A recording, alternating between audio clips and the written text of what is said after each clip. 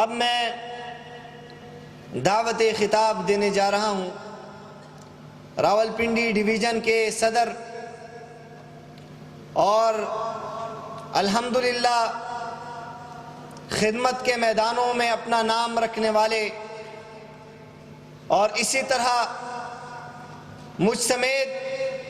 کئی نوجوانوں کو صحیح راستہ اور سمت دکھانے والے، ان کی اصلاح کرنے والے، اور ایک لمبا عرصہ بلوچستان کے علاقوں میں سرداروں کو جو ایک دوسرے کے خون کے پیاسے تھے ایک ٹیبل پر بٹھا کے کھانا کھلانے والے، اور اسی طرح بے شمار اگر میں تعریف کرنا چاہوں الفاظ موجود ہیں، کم پڑ جائیں گے، تو میں دعوت خطاب دیتا ہوں محترم جناب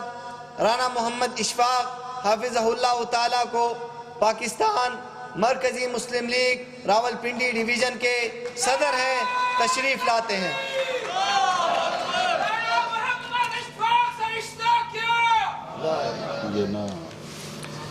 الحمدللہ وحدہ والصلاة والسلام علی من لا نبی بعدہ۔ فاعوذ باللہ من الشیطان الرجیم، بسم اللہ الرحمن الرحیم۔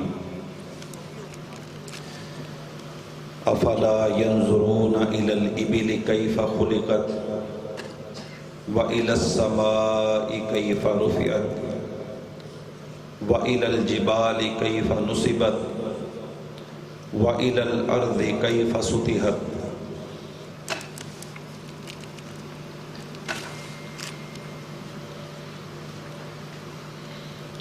سب سے پہلے تو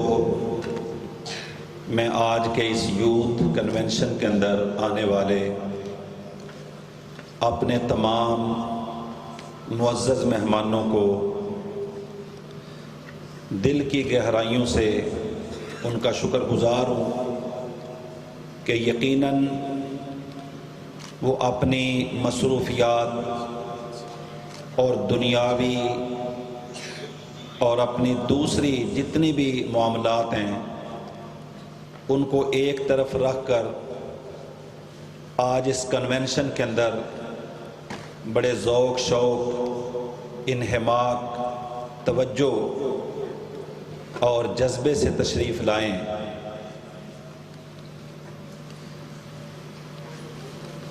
یقیناً انشاءاللہ ہم کوشش کریں گے کہ آج کا یہ یوتھ کنونشن آنے والے ہمارے نوجوانوں کو، ہمارے بھائیوں کو کچھ نہ کچھ دے کر روانہ کرے۔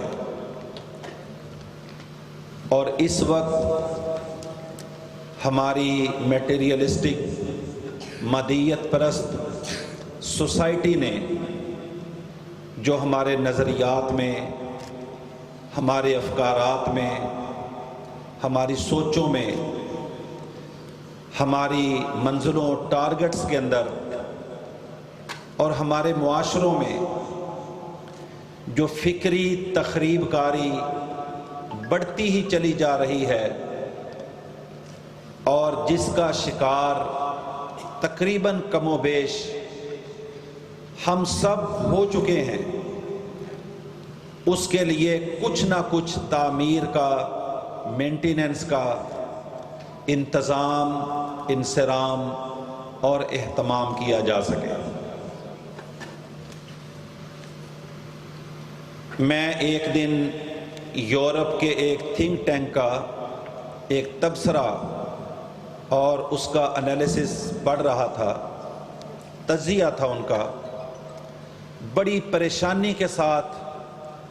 وہ یہ تجزیہ بیان کر رہے تھے۔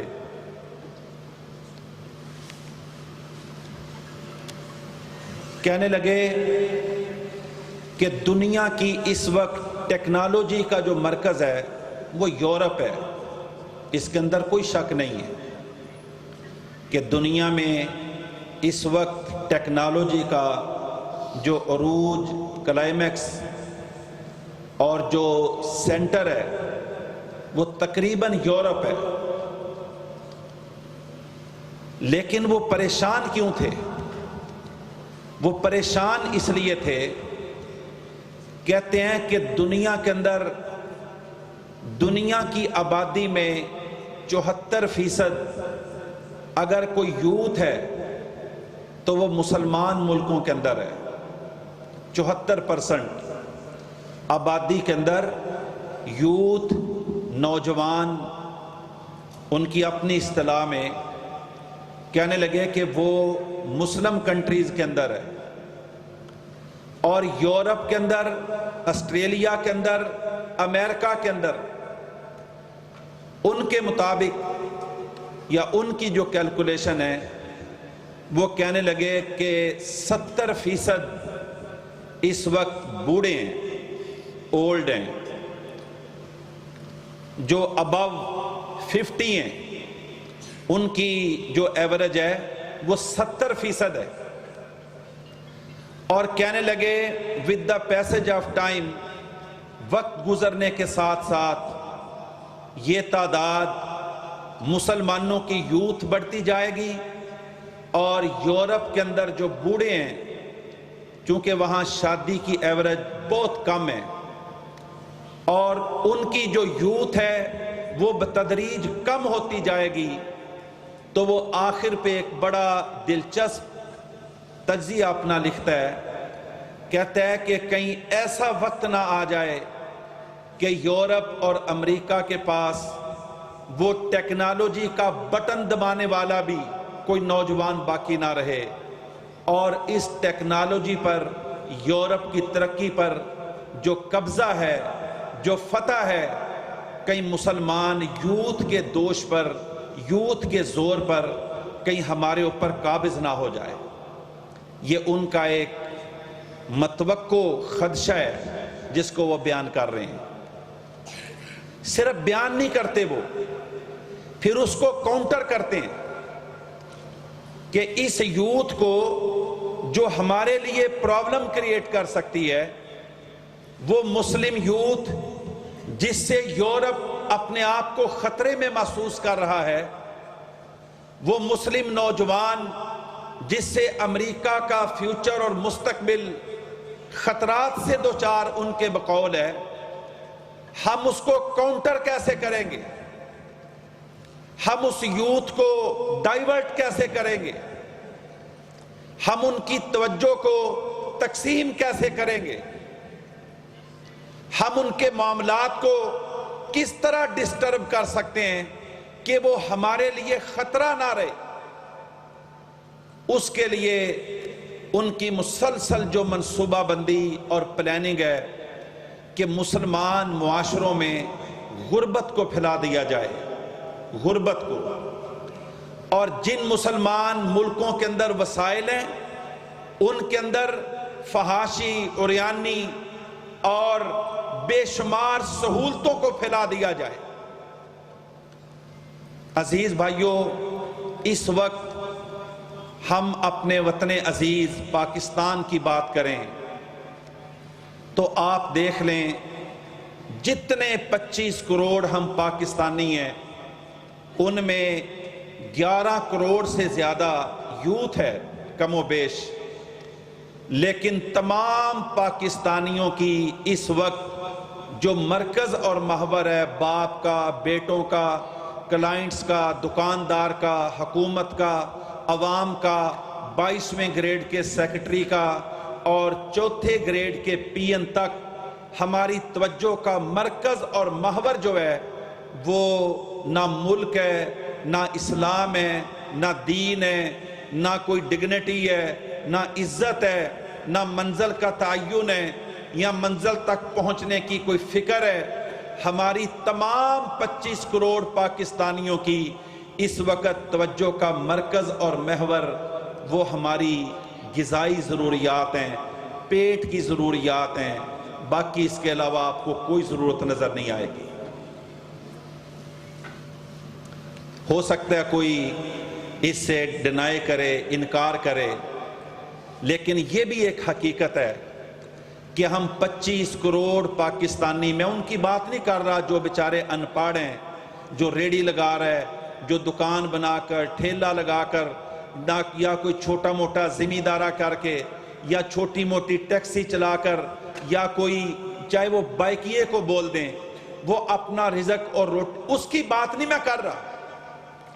میں بات کر رہا ہوں جو یونیورسٹیز کے اندر، کالجز کے اندر تعلیم حاصل کر رہے ہیں، جنہوں نے ملک کی باغ ڈور کو سنبھالنا ہے، جنہوں نے آفیسر کی کرسی کو سنبھالنا ہے، جنہوں نے 25 کروڑ پاکستانیوں کو کنڈکٹ کرنا ہے، جنہوں نے اس 8 لاکھ مربع میل کے ملک کو ڈرائیو کرنا ہے، جنہوں نے ہمیشہ عنان حکومت کے اندر اپنا کلیدی رول ادا کرنا ہے، جنہوں نے فارن منسٹری اور انٹیریئر منسٹری کی نوک پلک جھوک کو بہتر کرنا ہے، میں ان کی بات کر رہا ہوں. ان کی تمام کی یونیورسٹیوں کی دیواروں پہ اکثر لکھا ہوتا ہے کہ enter to earn and leave to serve. آپ نے بھی پڑھا ہوگا، لیکن یقین کریں اگر آپ اس کا مطالعہ کریں تو مقصد یہ بنتا ہے کہ enter to learn and leave to earn, کہ آؤ پڑھنے کے لیے اور نکلو کمانے کے لیے، نوکری کے لیے. ہم 25 کروڑ پاکستانیوں کی زندگی کی آخری خواہش ہوتی ہے کہ ہمیں کوئی نوکری مل جائے، ہم نوکر بن جائیں، چاہے اپنے بن جائیں چاہے غیر کے بن جائیں، چاہے اپنی قوم کے نوکر بن جائیں یا ہمیں کوئی ہائر کر لے، ہماری صلاحیتوں کی کوئی بولی لگا کر ہمیں چاہے اسلام کا دشمن، پاکستان کا دشمن، ہمیں کوئی باہر لے جا کر ہماری صحیح ویجز، صحیح اجرت ہمیں ادا کر دے، تو تقریباً پاکستان کی یوتھ اس وقت کرائے کے اوپر دستیاب ہے. اور جو اندر ہیں وہ سب لوگ نوکر بننے کے لیے وہ ہمہ وقت تیار ہیں. لوگ کہتے ہیں نہیں میں تو سروس کر رہا ہوں. سروس کا مطلب نوکری نہیں ہوتا، سروس کا مطلب خدمت ہوتا ہے. نوکر اور چیز ہوتی ہے. نوکر رویے کا نام ہے، نوکر ایٹیچیوڈ کا نام ہے. اللہ اکبر. عزیز بھائیو، ہم مسلمانوں نے آخر کب اپنے راستوں کو سیدھا کرنا ہے؟ حقیقت ہے کہ یہ مسلمانوں پر ایک بدترین غلامی کا دور گزر رہا ہے. ہم سمجھتے ہیں کہ نہیں، ہم برطانیہ سے آزاد ہو گئے، ہم اٹلی سے آزاد ہو گئے، ہم روم سے آزاد ہو گئے، امریکہ یہاں سے چلا گیا. لیکن وہ چلے گئے ہیں، لیکن ان کے نظام آج تک امت مسلمہ کے اندر بتدریج بڑی مضبوطی کے ساتھ قائم ہے. ہم اپنی مرضی سے اپنے سکولوں کی ایک کتاب کو تبدیل نہیں کر سکتے. ہم اپنی مرضی کے ساتھ اپنے ملک کے اندر تعلیم کی پالیسی کو ڈومینیٹ نہیں کر سکتے، امپلیمنٹ نہیں کر سکتے. ہم اپنی مرضی کے ساتھ کتاب کا ایک چیپٹر اس کے اندر اضافہ کرنے کی اہلیت، قابلیت اور استطاعت نہیں رکھتے ہیں.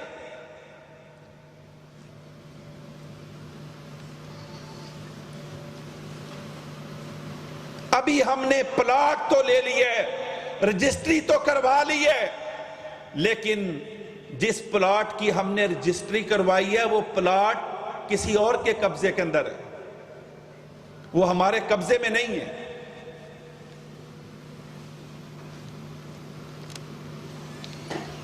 عزیز بھائیو، آخر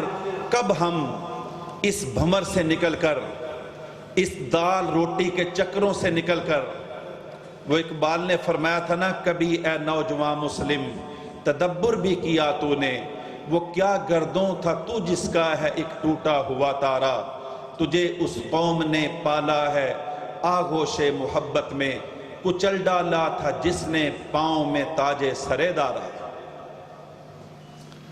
اقبال کہتا تھا جو میری قوم کا، میری ملت کا، ملت ابراہیم کا، امت محمد کا، مسلم یوتھ کا جو اسٹریٹجی، حکمت عملی کیا تھی، ان کا مائنڈ کیا تھا، ان کی سوچ کیا تھی، ان کی غیرت اور حمیت کا لیول کس درجے پر تھا کہ شان جچتی نہ تھی آنکھوں میں جہاداروں کی، کلمہ پڑھتے تھے ہم چھاؤں میں تلواروں کی۔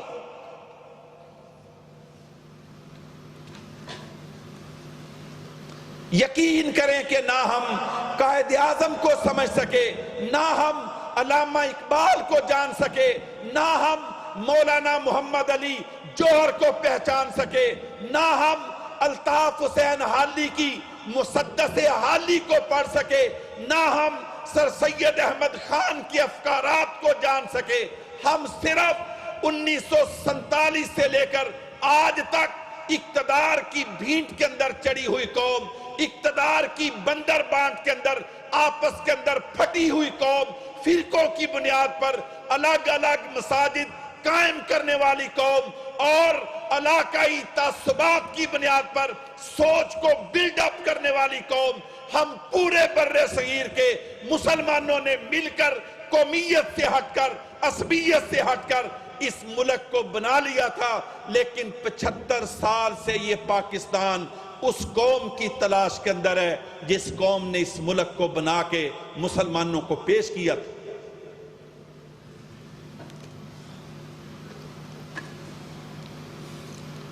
اس طرح دنیا کے اندر فتح کا، عروج کا، ترقی کا، روشنی کا، نور کا سفر کرنا عزیز بھائیوں ناممکن ہوتا ہے جب تک ٹارگٹ واضح نہ ہو، منزلوں کا تعین نہ ہو، راستوں کا علم نہ ہو، سواری کا انتظام اور انصرام نہ ہو۔ اگر نہیں تو اس کی فکر ہو، دوڑتا ہے اشہب زمانہ کھا کھا کے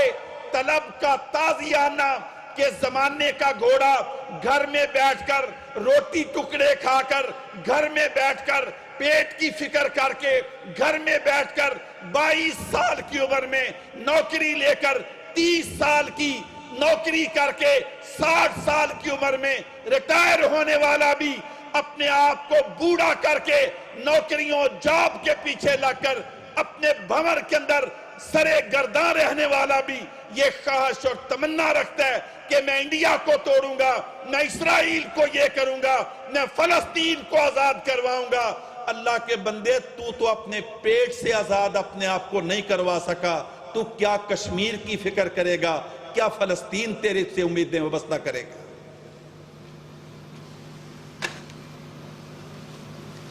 باتوں سے گزارا نہیں ہوتا۔ اقبال نے فرمایا تھا کہ چیتے کا جگر ہو، شاہی کا تجسس ہو۔ اگر جینا چاہتے ہو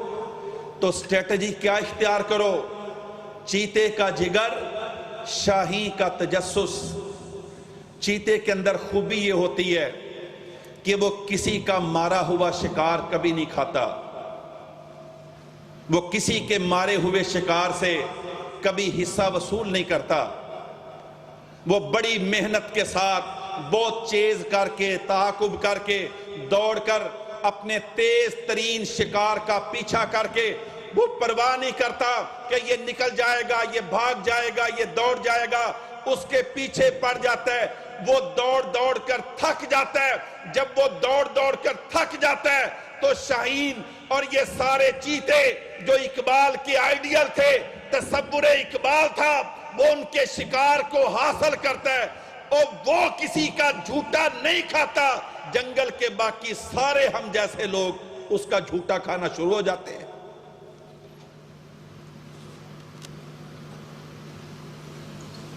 کہتے ہیں کر بلبل و طاؤس کی تقلید سے توبہ، کہ بلبل بھی نہ بنو اور طاؤس بھی نہ بنو۔ بلبل صرف بولنے والے ہوتے ہیں۔ آج کل ہمارے معاشروں میں بڑے اس کا رواج ہے کہ جناب فلاں موٹیویشنل سپیکر ہے، فلاں بہت بڑا سکالر ہے، بے شمار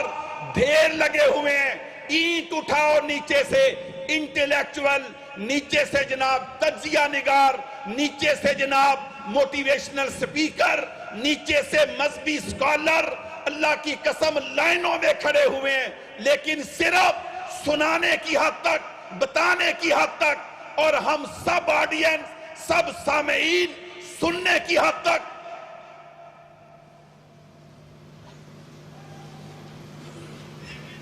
فرمایا کل کر بلبل و طاؤس کی تقلید سے توبہ. اے مسلمانوں، پاکستانیوں، اقبال نے تمہیں کہا تھا کہ کر بلبل و طاؤس کی تقلید سے توبہ. نہ بلبل بنو نہ مور بنو، کیونکہ بلبل کے اندر بولنے کے علاوہ کوئی خوبی نہیں ہوتی، اور مور کے اندر رنگ بازیوں کے علاوہ اور کوئی خوبی نہیں ہوتی. صرف گالیاں نکال کر، نعرے لگا کر، جذباتیت کا اظہار کر کے قوموں کا عروج اور زوال کبھی ان چیزوں سے نہیں ہوتا. جب تک اپنے اندر غیرت اور حمیت، خودی اور خودداری، اپنے وسائل پر انحصار، اللہ کے اوپر توکل، منزل کے اوپر نظر، چاہے جو بھی کام کرو ایک منزل رکھو، حالات کی پرواہ نہ کرو. اللہ کی قسم مسلمان یوتھ، مسلمان نوجوان، مسلمان مومن کبھی حالات کی پرواہ نہیں کرتا. حالات کو دیکھ کر اپنے نظریے کو نہیں بدلتا، حالات کو دیکھ کر اپنی فکر کے اندر تخریب پیدا نہیں ہونے دیتا، حالات کو دیکھ کر کبھی اپنی سوچوں کو پراگندہ نہیں کرتا، حالات کو دیکھ کر کبھی اپنے قدموں کے اندر حالات کی زنجیریں نہیں ڈالتا، بلکہ وہ حالات کے مطابق ایڈجسٹ نہیں ہوتا، بلکہ دنیا کے حالات کو اپنے سوچ اور فکر اور اسلامی نظریے کے مطابق تبدیل کرنے کے لیے، ہر قربانی دینے کے لیے ہمہ وقت تیار ہوتا ہے.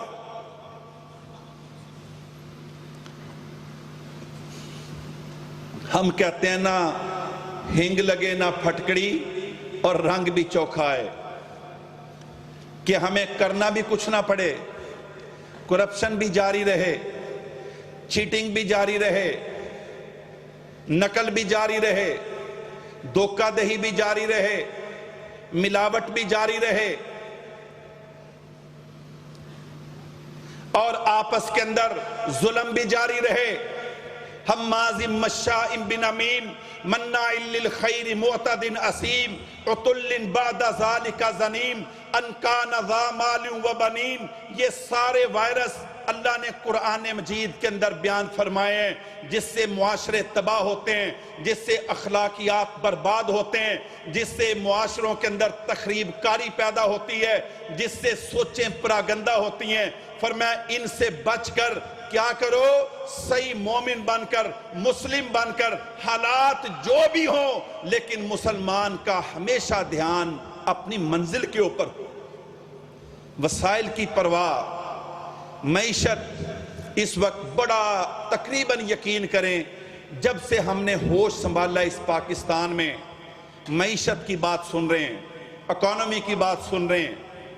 کہ آج بھی ہر آنے والی حکومت معیشت کے بارے میں، اکانومی کے بارے میں،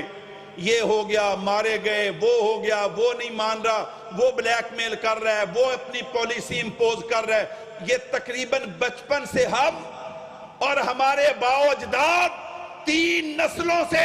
75 سال سے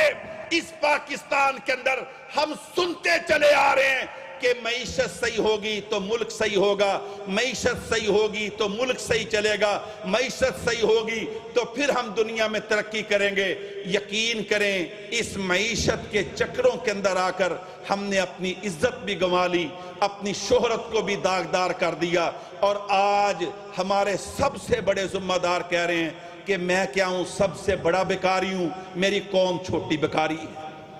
75 سال کے بعد یہ باتیں اگر ہم آج کرتے یا 20 سال پہلے کرتے تو لوگ ہمیں کرٹیسائز کرتے، تنقید کا نشانہ بناتے.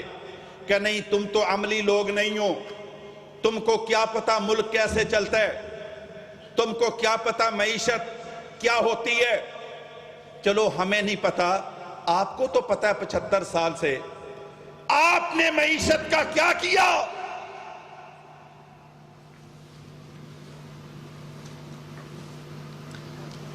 میں اپنی بات نہیں کرتا، اپنے بڑوں کی بات نہیں کرتا، اپنی پارٹی کی بات نہیں کرتا، جس کی تصویر تم نے اپنے افسروں کے دفتروں کے اندر لگائی ہوئی ہے، میں ان کی بات کر رہا ہوں کہ گزر اوقات کر لیتا ہے یہ کوہ بیاباں میں کہ شاہی کے لیے ذلت ہے کار آشیا بندی۔ تم نے صرف تصویریں لگانے کے لیے اقبال رکھا ہے، لیکن انشاءاللہ ہم سے سیکھو کہ اقبال کا نظریہ اور افکارات کیسے تھے۔ وہ کہتے ہیں جو شاہین ہوتا ہے گزر اوقات کر لیتا ہے یہ کوہ بیاباں میں کہ شاہی کے لیے ذلت ہے کار آشیاں بندی۔ کہ شاہین گھروں کی فکر نہیں کرتا کہ گھر کیسا ہوگا، سٹیٹس کیسا ہوگا۔ یہ مٹی، اینٹ اور گارے کے مکانات، کسی کا چھوٹا کچا گھر ہوتا ہے، کوئی بیچارہ ملٹی سٹوری بلڈنگ بہت اونچی بنا لیتا ہے، چھوٹا پریشان ہے اور بڑا فخر محسوس کر رہا ہے۔ چھوٹے کا گھر بھی مٹی سے بنا ہوا ہے، بڑے کا گھر بھی کس سے بنا ہوا ہے؟ سونے کے ساتھ۔ یہ ریت، سریا، بجری، سیمنٹ کہاں سے آتا ہے؟ مٹی سے۔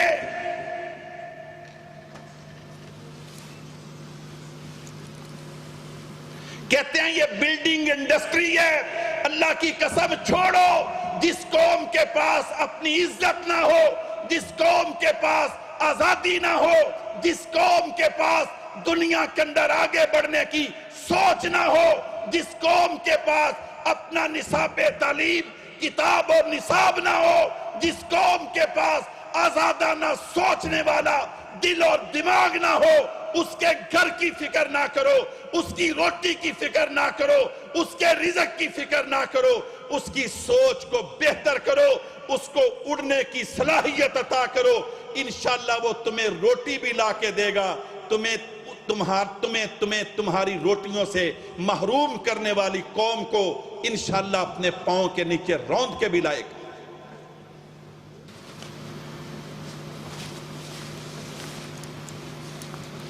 آج کا یہ یوتھ کنونشن ہم چاہتے ہیں کہ میں آپ کو ان تمام مسائل سے اتنا بلند کر دوں کہ یہ چیزیں آپ کو چھوٹی چھوٹی نظر آئیں جو اس وقت ہمارے مین پرابلم بنا دیے گئے ہیں، مین مسئلے بنا دیے گئے ہیں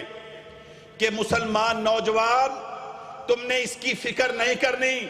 کہ انڈیا تیرے بارے میں کیا سوچ رہا ہے، تم نے اس کی فکر نہیں کرنی کہ اسرائیل کا تیرے بارے میں کیا ارادہ ہے، تم نے اس کی پرواہ نہیں کرنی کہ امریکہ کا تیرے بارے میں کیا پلاننگ ہے، تم نے اس کی فکر نہیں کرنی کہ اس وقت چائنا تمہارے بارے میں کیا ہاتھ کر رہا ہے، تم نے اس کی فکر نہیں کرنی کہ دنیا کہاں جا رہی ہے، تم نے بس اپنے کام کے ساتھ کام رکھو، خارجہ پالیسی جانے اور ہم جانے، اور جو ہم جانتے ہیں وہ ساری دنیا جان گئی ہے کہ ہم کیا جانتے ہیں، ہم کیا کر رہے ہیں باہر جا کر، فارن کے اندر بیٹھ کر۔ ذلت یہاں تک پہنچ گئی ہے، ذلت۔ میرے محترم بھائیوں بتاؤ، آپ بھی قرض لیتے ہیں، میں بھی قرض لیتا ہوں، بتاؤ کبھی قرض لینے پر کسی نے جشن منایا ہے کہ مجھے قرض مل گیا ہے، میں آگ جلاؤں، چھرچریاں چلاؤں، پٹاخے چلاؤں، ہوائی فائرنگ کروں کہ جناب مجھے قرض مل گیا ہے؟ اور میرے پاکستان کے 25 کروڑ غیور لوگوں،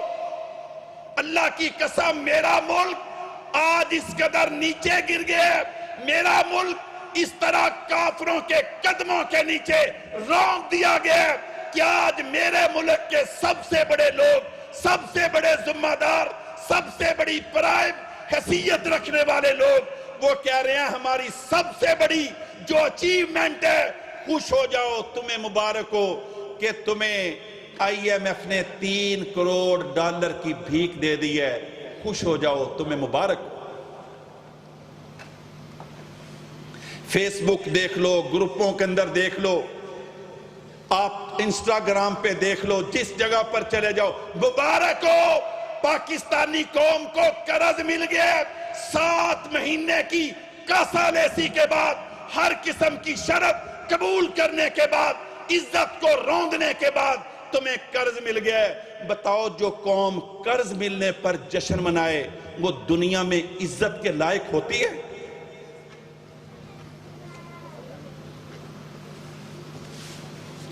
کب بدلیں گے ہم اپنی سوچ کو؟ کب ہم ہوش کے ناخن لیں گے؟ کب ہم سونے سے بیدار ہوں گے؟ کب ہم غفلت کے پردوں کو چاک کریں گے؟ کب ہم ان گٹا ٹوپ اندھیروں سے نکل کر چراغوں کی طرف سفر کا آغاز کریں گے؟ کب ہم اس قائد اعظم محمد علی جناح کے روشن اقوال کو اختیار کریں گے جس نے اس وقت جب انگریزوں کا قبضہ تھا، ہندوز کا یار تھا، سارے بر صغیر کے مسلمان 1857 سے لے کر 1947 تک مری ہوئی قوم، گری ہوئی قوم، 100 سال کے اندر کوئی بر صغیر کے اندر درخت ایسا نہیں تھا جس کے اوپر مسلمان کی لاش کو نہیں لٹکایا گیا تھا۔ میرے محترم بھائیوں، اس قائد اعظم نے 35 کلو وزن کے اس بزرگ نے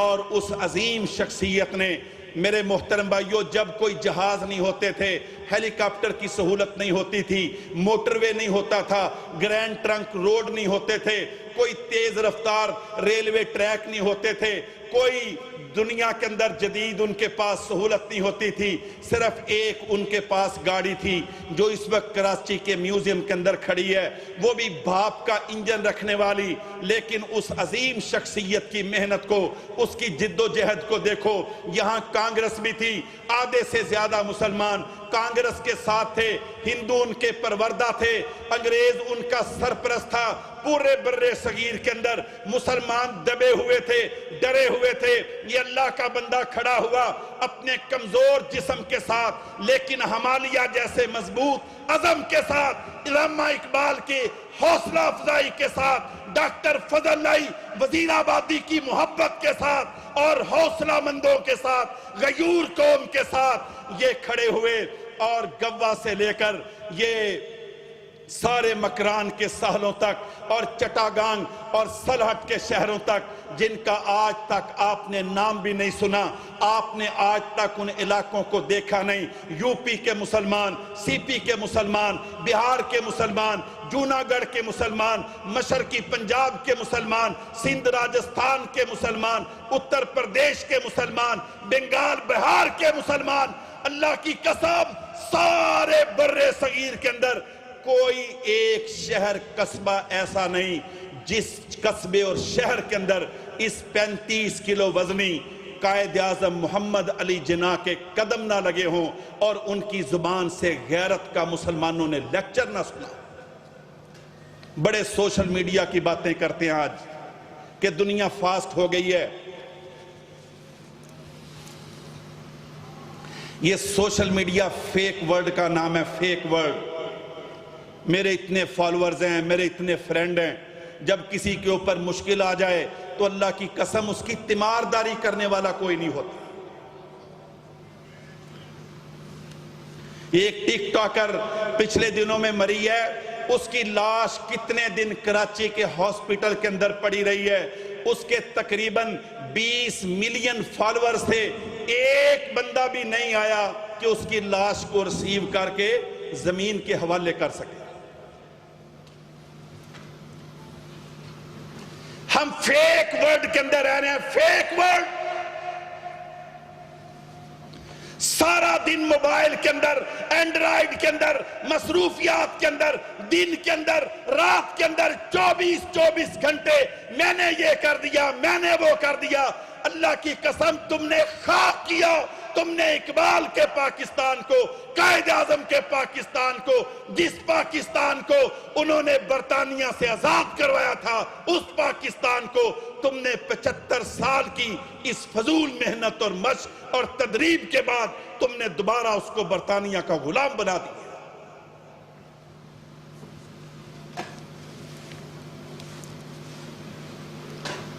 بڑی محنت کی ہے، کوئی شک نہیں تم نے بہت محنت کی ہے۔ انہوں نے آزاد کروانے کے لیے محنت کی تھی، تم نے غلامی کے لیے محنت کی۔ سلوشن کیا ہے؟ آخر الٹیمیٹ کوئی تو حل ہوگا، کوئی ڈیسیژن تو ہوگا، کوئی ایسا باؤنڈر جس کے ساتھ میری امت، میری قوم، ملت ابراہیم، پاکستان کے 25 کروڑ مسلمان، آخر کوئی تو ایسا راہ ہوگا، کوئی تو ایسا صراط ہوگا، کوئی تو ایسی راہ گزر ہوگی، اور کوئی تو ایسا موٹر وے ہوگا جو دنیا میں ہے، موجود ہے، دنیا اس کے اوپر چل کر ترقی پا رہی ہے، اور ہم اس سے روگردانی اختیار کر کے ذلت کے کھائیوں کھڈوں کے اندر گرتے چلے جا رہے ہیں۔ میرے عزیز بھائیوں، چھوٹی چھوٹی باتیں نہیں، اللہ بہت بڑے بڑے ہمیں اہداف دیتا ہے، بڑے بڑے لیکچر دیتا ہے، بڑے بڑے سبق دیتا ہے کہ اپنے پیٹ کے گرد گھومنے والی قوم، مفاد پرست قوم، اپنے مفاد کے لیے زندہ رہنے والی قوم، اپنے مفادات کے لیے سرے گرداں قوم، یاد رکھ لو کبھی سیلفش سوسائٹی دنیا کے اندر ترقی نہیں کر سکتی۔ جو اللہ کے نبی کا معاشرہ تھا، جو ہمارے نبی کا معاشرہ تھا، جو صحابہ کا معاشرہ تھا،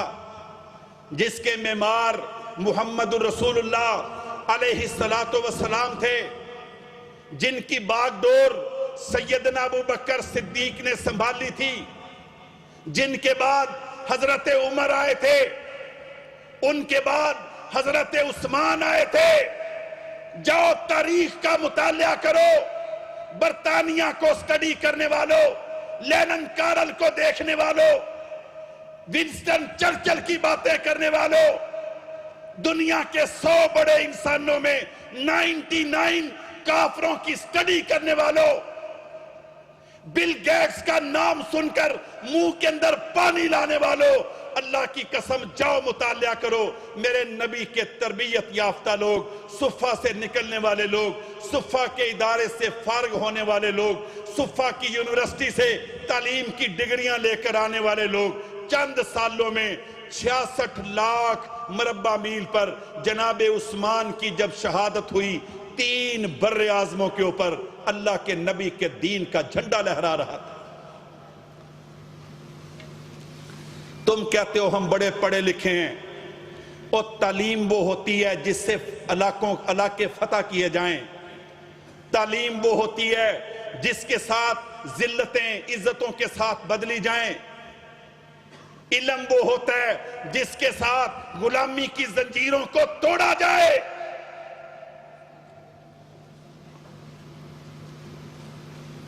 اقبال نے فرمایا تھا کہ وہ اللہ کے نبی کے شہید ابو بکر صدیق، عمر فاروق، علی المرتضی، امیر معاویہ اور بڑے بڑے جیش صحابہ کرام جو دنیا کو فتح کرنے والے، بر اعظموں کو کاٹ کاٹ کر اسلام کی قلمرو کے اندر داخل کرنے والے۔ لیکن اقبال کہتا ہے یہ ہندوستان کے مسلمان، یہ میری قوم، یہ سب کانٹیننٹ کے یوتھ، کیا ہو گیا ان کو؟ ان کے سکولوں کو کیا ہو گیا؟ ان کے کالجز کو کیا ہو گیا؟ ان کے پروفیسروں کو کیا ہو گیا؟ ان کے ڈاکٹرز کو کیا ہو گیا؟ شکایت ہے مجھے یا رب خداوندان مکتب سے، سبق شاہی بچوں کو دے رہے ہیں خاک بازی کا۔ اڑنے کی بجائے، پروازوں کی بجائے، آگے بڑھنے کی بجائے، عزتوں کو حاصل کرنے کی بجائے، معزز اور ریسپیکٹیبل ہونے کی بجائے، آج ہمیں ذلتوں کی طرف دھکیل دیا گیا ہے۔ میرے محترم بھائیوں، آخر اگر کامیابی چاہتے ہیں تو ہم نے جس کو کامیابی سمجھا، کبھی کمیونزم کو کامیابی سمجھا، کبھی سوشلزم کو کامیابی سمجھا، کبھی برطانیہ کے راستوں کو کامیابی سمجھا، کبھی ہم نے جرمنی کو اپنا آئیڈیل قرار دیا، کبھی 5 سالہ منصوبے بنا کر کمیونزم کو فالو اپ کیا، کبھی کمیونزم کو کلمہ پڑھا کر سوشلزم کے بچوں کو انٹروڈیوس کروایا، لیکن مسلسل ہم غلامی کی طرف دھکیلتے چلے گئے، ذلتوں کے سایوں کھائیوں کے اندر گرتے چلے گئے۔ آخر اگر کامیابی چاہتے ہو تو جس بیس کے اوپر تم نے ملک لیا تھا، جس بیس پر تم نے پاکستان لیا تھا، جس بنیاد پر تم نے اس ملک کو حاصل کیا تھا کہ پاکستان کا مطلب کیا، لا الہ الا اللہ محمد الرسول اللہ، 75 سال ہو گئے ہیں، 75 سال آپ کو اس ملک کے اندر کمیونسٹ نظر آئیں گے، آپ کو اس ملک کے اندر امریکہ کے نظام نظر آئیں گے، آپ کو اس ملک کے اندر روس کے اثرات نظر آئیں گے، آپ کو اس کے ملک کے اندر چائنا کے اثرات نظر آئیں گے، آپ کو اپنے ملک کے اندر یورپ کے گندے اثرات نظر آئیں گے، لیکن اگر آپ کو نظر نہیں آئے گا لا الہ الا اللہ نظر نہیں آئے گا اور محمد الرسول اللہ نظر نہیں آئے گا۔ آج ہم ڈاما ڈول ہیں، پریشان حال ہیں کہ سندھ کا کیا بنے گا، بلوچستان کا کیا بنے گا، سرائکستان کا کیا بنے گا، فلاں کا کیا بنے گا۔